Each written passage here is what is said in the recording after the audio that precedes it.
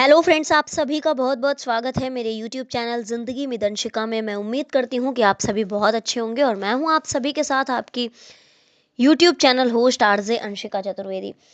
Friends, आज मैं लेकर आई हूँ आपके लिए एक खास वीडियो जिसमें हम बात करेंगे ध्यान के मर्म पर। मैंने कहीं पर पढ़ा था, मुझे बहुत अच्छा लगा, तो मुझे लगा कि मुझे आप सभी के साथ यानी कि अपनी यूट्यूब फैमिली के साथ इसको शेयर तो करना ही चाहिए।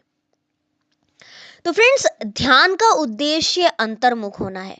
अंतर्मुख होने का अर्थ है आत्मिक आनंद की अवस्था में होना। तब हम प्रभु के साथ और समस्त सृष्टि के साथ अपनी आत्मा की एकता को पहचानते हैं और हमें यकीन हो जाता है कि हमारी आत्मा अजर और अमर है।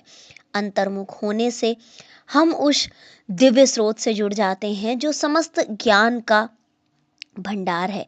कहने का तात्पर्य यह है कि जब हम ध्यान करते हैं यानी कि अंतर्मुख होते हैं, तो कहीं ना कहीं हम उन चीज़ों से जुड़ाव महसूस करते हैं जो हमारे अंदर महसूस होती हैं, और हमें इस चीज़ का एहसास होता है कि हमारी जो आत्मा है वो अग्नि जल वायु पृथ्वी और आकाश से मिलकर नहीं बनी हुई है, बल्कि वो अजर अमर है। बल्कि हमारा शरीर अग्नि जल वायु पृथ्वी और आकाश से बना हुआ है, यानी कि क्षितिजल पावक गगन समीरा और पंच रचित यह अधम शरीरा। हमारा जो शरीर है वो अग्नि जल वायु पृथ्वी और आकाश, इन 5 तत्वों से मिलकर बना है और अंत में इसी में मिल जाना है।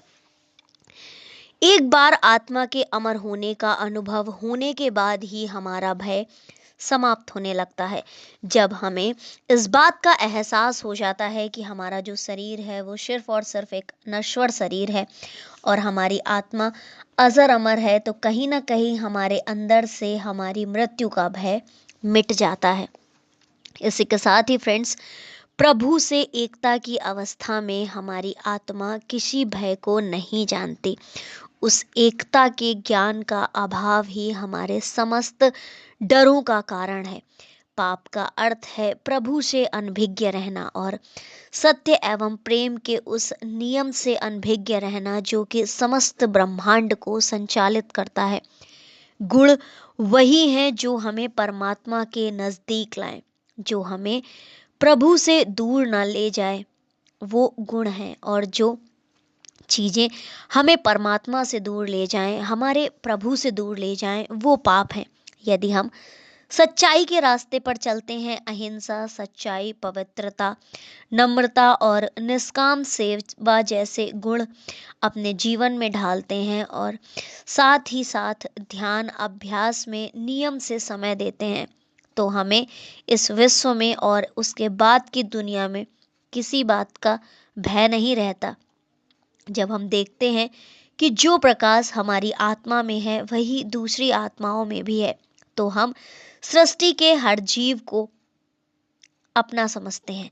तब हम ये महसूस करते हैं कि सभी प्राणी लगभग एक ही परिवार के सदस्य हैं और दूसरों से मिलकर हमें मिलन की खुशी का एहसास होता है। तब पारिवारिक खुशी के स्थान पर हम संपूर्ण मानवता की खुशी को देखते हैं। आप सभी जानते भी हैं कि स्वामी विवेकानंद एक महान आध्यात्मिक गुरु थे। स्वामी विवेकानंद कहते थे, मैं उस प्रभु का सेवक हूँ जिसे आम लोग मनुष्य कहते हैं। और वो कहते थे, मानव सेवा से बड़ी कोई सेवा नहीं है और मनुष्यता से बड़ा कोई धर्म नहीं है।